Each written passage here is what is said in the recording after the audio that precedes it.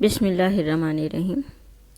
ابتدا ہے رب جلیل کے نام سے جو نہایت مہربان اور بہت رحم کرنے والا ہے۔ السلام علیکم۔ چینل میں آپ کو خوش آمدید کہتی ہوں۔ چینل کا بنیادی مقصد آپ جانتے ہیں، اسلامی تعلیمات سے آگاہی اور سلیبس کا کچھ حصہ کور کروانا۔ آج کل ہم اسلامی تعلیمات کے حوالے سے بات کرتے ہیں، اور اسلامی تعلیمات کی جب بات کرتے ہیں تو چونکہ رمضان کا مقدس مہینہ ہے، اس لیے زیادہ بات رمضان کے حوالے سے کرتے ہیں۔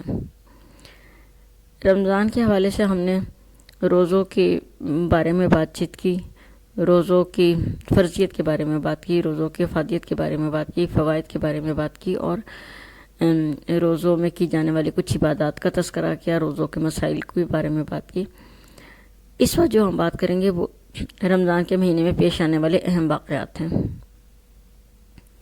آج 10 رمضان المبارک ہے۔ آج کے دن یعنی 10 رمضان کو اسلامی تاریخ میں 2 اہم واقعات ہوئے تھے۔ ایک حضرت خدیجہ رضی اللہ تعالی عنہا کی وفات اور دوسرا فتح سندھ۔ ابھی ہم بات کریں گے حضرت خدیجہ رضی اللہ تعالی عنہا کی وفات کے حوالے سے۔ حضرت خدیجہ رضی اللہ تعالی عنہا نبی کریم صلی اللہ علیہ وآلہ وسلم کی پہلی زوجہ تھیں۔ آپ کو سب سے پہلے اسلام قبول کرنے کا شرف بھی حاصل ہے۔ آپ 555 سنہ عیسوی عام الفیل سے تقریباً 15 سال پہلے پیدا ہوئی تھیں۔ آپ کی کنیت ام الہند اور لقب طاہرہ تھا۔ آپ کے والد کا نام خویلد بن اسد تھا اور والدہ کا نام فاطمہ بنت زائدہ تھا۔ آپ کے والد خویلد بن اسد مکہ کے کامیاب تاجر تھے۔ وہ اپنے قبیلے میں بڑی محترم شخصیت کے مالک تھے۔ اپنی دیانتداری اور خوش گفتاری کی وجہ سے تمام قریش میں عزت کی نگاہ سے دیکھے جاتے تھے۔ نبی کریم صلی اللہ علیہ وآلہ وسلم سے نکاح سے پہلے حضرت خدیجہ رضی اللہ تعالی عنہا کے 2 نکاح ہو چکے تھے۔ ان کے پہلے شوہر کا انتقال ہوا تو انہوں نے دوسرا نکاح کیا، ان کے دوسرے شوہر کا بھی انتقال ہو گیا۔ اس کے بعد وہ ایک بیوہ کی حیثیت سے زندگی گزار رہی تھیں۔ وہ مکے کی بااثر خواتین میں شامل تھیں۔ حسن و خوبصورتی میں بھی ان کا کوئی ثانی نہیں تھا، اور مال و دولت کی بھی فراوانی تھی۔ اس کے ساتھ ساتھ وہ بہت زیادہ خوش اخلاق بھی تھیں، جس کی وجہ سے مکے کے تمام لوگ ان کی بہت عزت کرتے تھے۔ وہ ایک پاکیزہ خاتون عورت تھیں، جس کی وجہ سے لوگوں نے طاہرہ کے لقب سے بھی یاد کرتے تھے۔ یعنی حضرت خدیجہ رضی اللہ تعالی عنہا میں بہت سی خصوصیات تھیں۔ یہی وجہ ہے کہ جب وہ 40 سال کے قریب تھیں، اس وقت بھی مکے کے بہت سے امیر اور معزز لوگ ان سے نکاح کرنا چاہتے تھے، مگر حضرت خدیجہ رضی اللہ تعالی عنہا نے کسی کو اپنا شریک سفر بنانا پسند نہیں کیا، بلکہ آپ صلی اللہ علیہ وآلہ وسلم کو پیغام نکاح بھیجا، جس کو رسول اکرم صلی اللہ علیہ وآلہ وسلم نے اپنے بزرگوں کے مشورے کے بعد قبول کر لیا، اور حضرت خدیجہ کا حضرت صلی اللہ علیہ وسلم سے نکاح ہو گیا۔ نکاح کے بعد نبی کریم صلی اللہ علیہ وسلم کی عمر مبارک 25 سال اور حضرت خدیجہ رضی اللہ تعالی عنہا کی عمر مبارک 40 برس کے قریب تھی۔ جب نبی کریم صلی اللہ علیہ وسلم کی عمر مبارک 40 برس ہوئی تو اللہ تعالیٰ نے آپ کو نبی مبعوث فرمایا اور حضرت جبرائیل علیہ السلام کے ذریعے اپنا پیغام آپ تک پہنچایا۔ اس وقت آپ غار حرا میں اعتکاف نشین تھے جب حضرت جبرائیل علیہ السلام آپ کے پاس آئے اور آپ کو اللہ تعالیٰ کا پیغام پہنچایا اور آپ کو بتایا کہ آپ صلی اللہ علیہ وسلم اللہ تعالیٰ کے آخری نبی ہیں۔ آپ صلی اللہ علیہ وسلم کی بات سن کے گھبرا گئے اور اسی گھبراہٹ میں گھر تشریف لائے۔ آپ کو گھبرایا ہوا دیکھ کر حضرت خدیجہ رضی اللہ تعالیٰ عنہا نے آپ سے پوچھا کہ کیا واقعہ ہے، تو آپ صلی اللہ علیہ وسلم نے حضرت جبرائیل کے آنے کی تفصیل بتائی۔ یہ وہ وقت تھا جب آپ صلی اللہ علیہ وسلم کو کسی سچے غم گسار کی ضرورت تھی، اور حضرت خدیجہ رضی اللہ تعالیٰ عنہا نے آپ کی بڑی دل جوئی کی، آپ کی غم گساری کی اور آپ کو تسلی دی، اور فرمایا کہ اللہ تعالیٰ آپ کو کبھی تنہا نہیں چھوڑے گا، کیونکہ آپ ہمیشہ لوگوں کی مدد کرتے ہیں، غریبوں کی دستگیری کرتے ہیں اور اپنے اور پرائے کے کام آتے ہیں۔ حضرت خدیجہ رضی اللہ تعالیٰ عنہا نے صرف آپ کو تسلی ہی نہیں دی، بلکہ بغیر کسی جھجک کر آپ پر ایمان لے آئیں۔ اس طرح ایمان لانے والوں میں ان کا نمبر پہلا ہے۔ اسلام قبول کرنے کے بعد حضرت خدیجہ رضی اللہ تعالیٰ عنہ نے اپنی تمام دولت نبی کریم صلی اللہ علیہ وسلم کے قدموں میں رکھ دی اور تمام دولت اسلام کے لیے وقف کر دی۔ حضرت خدیجہ رضی اللہ تعالیٰ عنہ کو باقی ازدواج میں ایک فضیلت یہ بھی حاصل ہے کہ رسول اکرم صلی اللہ علیہ وسلم نے ان کے ہوتے ہوئے کوئی دوسرا نکاح نہیں کیا۔ جب تک وہ آپ کے نکاح میں رہیں، آپ صلی اللہ علیہ وسلم نے کوئی دوسرا نکاح نہیں کیا اور آپ اکیلی ہی ان کی شریک حیات رہیں۔ حضرت صلی اللہ علیہ وآلہ وسلم کو حضرت خدیجہ رضی اللہ تعالیٰ عنہ سے بے تحاشا محبت تھی اور آپ ہمیشہ ان کی تعریف کیا کرتے تھے۔ ایک مرتبہ کسی نے آپ کے سامنے فرمایا کہ وہ آپ کے لیے ایک سن رسیدہ بیوی سے زیادہ کچھ نہیں تھیں، تو آپ صلی اللہ علیہ وسلم کو بہت دکھ ہوا اور آپ ناراض ہوئے اور آپ نے فرمایا کہ نہیں، ایسا نہیں ہے، خدیجہ میرے لیے بے مثال تھیں۔ آپ صلی اللہ علیہ وآلہ وسلم نے ارشاد فرمایا کہ اللہ تعالیٰ نے مجھے کبھی کوئی ایسی زوجہ عطا نہیں کی جو خدیجہ کا نعم البدل بن سکے۔ آپ صلی اللہ علیہ وسلم نے مزید ارشاد فرمایا کہ خدیجہ نے میری جب تصدیق کی جب لوگ مجھے جھٹلاتے تھے، انہوں نے میری اس طرح مالی مدد کی جس طرح کسی اور نے نہیں کی، اور انہوں نے مجھے جب سہارا دیا جب لوگوں نے مجھے بے سہارا چھوڑ دیا تھا۔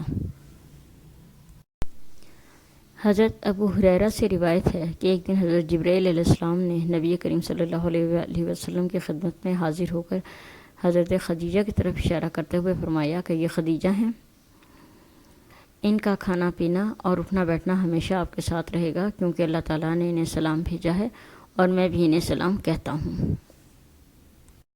حضرت خدیجہ رضی اللہ تعالیٰ عنہ نے پوری زندگی پورے اخلاص اور نیک نیتی کے ساتھ رسول اکرم صلی اللہ علیہ وآلہ وسلم کا ساتھ دیا اور ان تمام مشکلات کا سامنا کیا جو رسول اکرم صلی اللہ علیہ وآلہ وسلم کو تبلیغ دین کے سلسلے میں پیش آ رہی تھیں۔ حضرت خدیجہ رضی اللہ تعالیٰ عنہ نے نبی کریم صلی اللہ علیہ وسلم کا ایک طویل عرصہ ساتھ نبھایا۔ نبوت کے 10ویں سال 10 رمضان کو آپ کا وصال ہو گیا۔ رسول اکرم صلی اللہ علیہ وآلہ وسلم نے انہیں اپنی چادر میں کفن دیا اور جنت معلیٰ میں سپرد خاک کیا۔ آپ کی وفات کے بعد حضرت جبرائیل علیہ السلام نبی کریم صلی اللہ علیہ وسلم کے پاس آئے اور فرمایا کہ حضرت خدیجہ کو بشارت دے دیجیے کہ اللہ تعالیٰ نے ان کے لیے جنت میں ایک بہت پرسکون گھر بنایا ہے اور جس میں کوئی ستون بھی پتھر کا نہیں ہے۔ روایات کے مطابق وصال کے وقت آپ کی عمر 65 برس تھی۔ ابن عبد البر کا کہنا ہے کہ جب آپ کی وفات ہوئی تو آپ کی عمر 64 سال اور 6 مہینے تھی۔ رسول کریم صلی اللہ علیہ وآلہ وسلم کو حضرت خدیجہ رضی اللہ تعالیٰ عنہ سے بےحد محبت تھی اور آپ کے وصال کے بعد بھی آپ صلی اللہ علیہ وسلم ان کو اکثر یاد فرمایا کرتے تھے اور فرمایا کرتے تھے کہ مجھے کسی کے مال سے اتنا فائدہ نہیں پہنچا جتنا فائدہ خدیجہ کی دولت سے ہوا۔ اللہ تعالیٰ ہمیں حضرت خدیجہ رضی اللہ تعالیٰ عنہ کی سیرت پر عمل کرنے کی توفیق عطا فرمائے، آمین۔ اسلامی تاریخ کا دوسرا اہم واقعہ جو 10 رمضان کو پیش آیا وہ سندھ کی فتح تھی، جس کا چہرہ بجا طور پر محمد بن قاسم کے سر باندھا جا سکتا ہے۔ محمد بن قاسم 17 سال کا نوجوان تھا جب اس نے یہ کارنامہ سر انجام دیا۔ اس کے جذبہ جہاد کو دیکھ کر جذبہ ایمان تازہ ہوتا ہے۔ محمد بن قاسم 695 سنہ عیسوی میں طائف میں پیدا ہوا۔ اس کے والد حجاج بن یوسف کے چچا زاد بھائی تھے۔ محمد بن قاسم ابھی کم عمر ہی تھا کہ اس کے والد کا انتقال ہو گیا اور اس کی پرورش کا ذمہ حجاج بن یوسف نے لے لیا۔ قدرتی طور پر محمد بن قاسم میں بہت سی صلاحیتیں تھیں، وہ نڈر اور دلیر تھا۔ ان کی انہی صلاحیتوں کو دیکھتے ہوئے حجاج بن یوسف نے اس کی بڑی بہترین پرورش کی اور اس کی بہت بہتر طریقے سے تربیت کی، اس کو ایک اچھا سپاہی اور ایک بہترین سپہ سالار بنا دیا۔ اس کی فطری صلاحیتیں جلدی نکھر کر سامنے آنے لگیں اور صرف 15 سال کی عمر میں اسے قرضوں کی سرکوبی کے لیے بھیجا گیا۔ اس نے یہ مہم بڑی کامیابی سے سر کر لی۔ اس کے کچھ عرصے بعد وہ جرجان کو فتح کرنے کے بعد رے کی طرف پیش قدمی کر رہا تھا کہ اسے سندھ پر حملہ کرنے کا حکم ملا۔ سندھ پر فوری طور پر حملہ کرنے کی وجہ یہ تھی کہ لنکا جو عربوں کا تجارتی مرکز تھا، وہاں سے کچھ عرب تاجر ایک بحری جہاز میں اپنا ساز و سامان لے کر بصرہ کی طرف جا رہے تھے کہ رستے میں بحری قزاقوں نے انہیں لوٹ لیا، مردوں کو شہید کر دیا اور عورتوں اور بچوں کو قیدی بنا لیا۔ حجاج بن یوسف کو اس واقعے کی اطلاع ملی تو اس نے سندھ کے راجہ داہر کو خط لکھا اور قیدیوں کی واپسی کا مطالبہ کیا، لیکن راجہ داہر نے اس خط پر کوئی توجہ نہ دی، جس پر حجاج بن یوسف نے سندھ کی طرف کچھ مہمات بھیجیں، لیکن وہ تمام کی تمام ناکام ہو گئیں۔ چنانچہ محمد بن قاسم کو حکم دیا گیا کہ وہ سندھ کی طرف جائے اور قیدیوں کو چھڑائے۔ اس زمانے میں سندھ کا نقشہ اور حدود اربع آج کے سندھ سے مختلف تھا۔ محمد بن قاسم ایران سے ہوتا ہوا بلوچستان کے راستے سندھ پر حملہ آور ہوا۔ اس نے پہلے مکران کو فتح کیا اور پھر دیبل کی طرف بڑھا۔ راجہ داہر کی فوج قلعہ بند ہو گئی۔ 6 ماہ تک دیبل کا محاصرہ جاری رہا۔ آخرکار مسلمانوں نے منجنیقوں سے ان کے مندر کا علم گرایا اور پھر کھلے میدان میں جنگ ہوئی۔ جنگ میں راجہ داہر مارا گیا اور اس طرح سے سندھ فتح ہو گیا۔ جس دن سندھ فتح ہوا وہ 10 رمضان کا مبارک دن تھا۔ اس کا مطلب ہے کہ 10 رمضان وہ مبارک دن ہے جب سندھ میں اسلام داخل ہوا اور سندھ کو بجا طور پر باب الاسلام ہونے کا شرف حاصل ہوا۔ یہ تھے 10 رمضان المبارک کو پیش آنے والے 2 اہم واقعات۔ اس کے بعد بھی رمضان کے مہینے میں پیش آنے والے اہم واقعات کا تذکرہ کرتے رہیں گے۔ امید ہے کہ آپ کو یہ کوشش پسند آئے گی۔